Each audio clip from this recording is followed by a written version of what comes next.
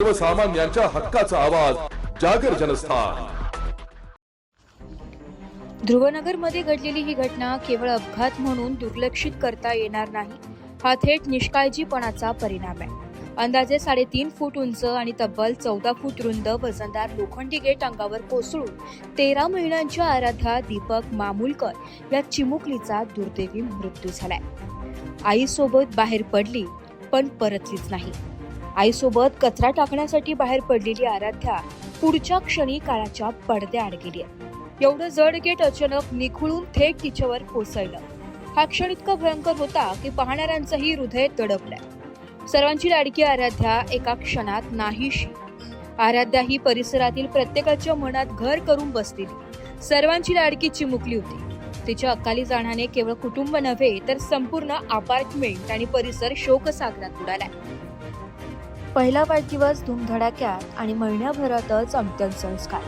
मन सुन्न करणारी बाब म्हणजे अवघ्या महिन्याभरापूर्वीच पाटीलवाडा येथे तिचा पहिला वाढदिवस मोठा उत्साहात साजरा करण्यात आला होता।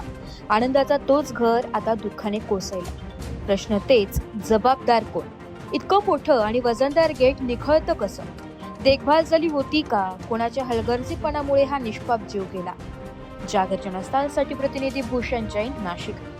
अंतर्गत ध्रुवनगर या परिसरातील महालक्ष्मी लोटस अपार्टमेंट येथे काल दिनांक निहा दीपक मामुनकर यांची मुलगी आराध्या दीपक मामुनकर वय 13 महिने ही तिच्या आईसोबत कचरा टाकण्याकरता बिल्डिंगच्या खाली आली होती।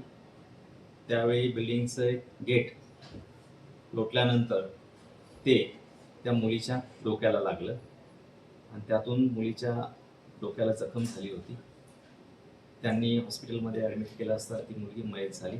सदर प्रकरणाबाबत चौकशी चालू आहे। गंगापूर पोलीस स्टेशन येथे 32/26 अन्वये अकस्मात मृत्यू रजिस्टर नोंद क्रमांक करण्यात आलेला आहे आणि सदर प्रकरणाचा चौकशी चालू आहे। सर, नेमकी हे जे आहेत मुलगी, तिचे वडील काय करत होते? नेमकी तिच्या अंगावरती गेट पडला होता, कशामुळे पडला होता काही कळलंय?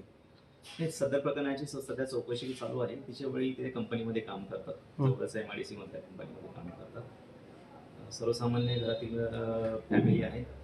सदर प्रकरणाची चौकशी चालू आहे। यात आपण काही गुन्हा दाखल करणार की काय निष्काळजीपणाचा कोणाचा असेल त्या अनुषंगाने पुढील चौकशी करून तजवीज ठेवलेली आहे।